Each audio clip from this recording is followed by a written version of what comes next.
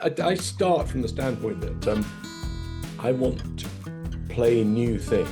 I want to put the work that I'm currently doing out in front of an audience and enjoy myself, and that is my priority. Obviously, I'd be a bit of a miserable old sod if I didn't play a few of the favourite tunes of the audience, but you have to achieve a balance, and that balance can be overly concerned. I mean, I would never aim what I'm doing at what I think fans want.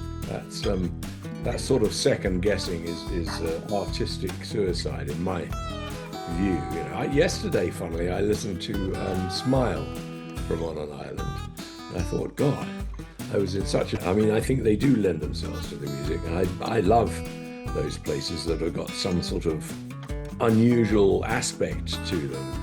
As you say, Gdansk, an old shipyard from the Soviet days, and Pompeii, an amphitheatre that had never been used before by a paying audience for 2,000 years nearly.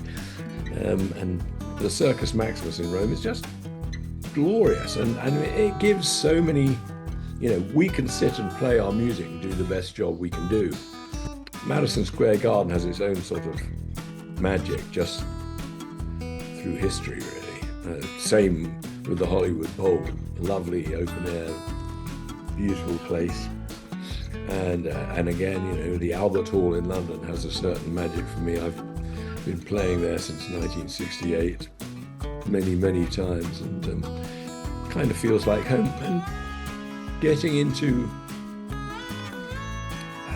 yet another sort of big old sports shed all over the place is,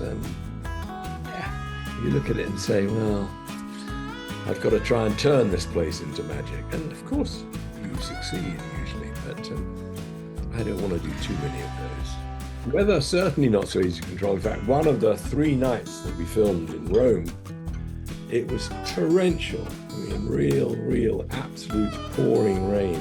And I think it went on well into showtime, and we had to wait.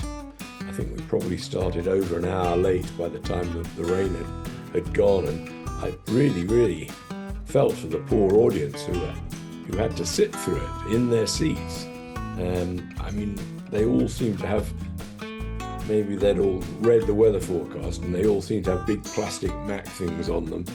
But I suspect it was pretty hellish for quite a long time. But well, there are ways of dealing with not getting electrocuted when you're playing, and that is to have a radio mic on your guitar, that transmits the sound from your guitar to a receiver, so there's no direct electrical connection.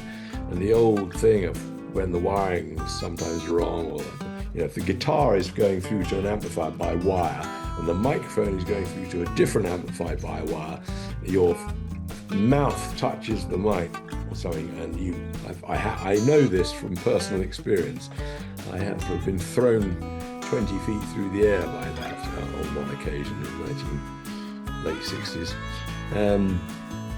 But those things you can deal with these days. Time moves on, John. We just, you can't recapture the past. It's just, it's a vain and sometimes valiant attempt to recreate something, but you tell me a time that it's actually worked and hasn't just been more or less a nostalgia trip.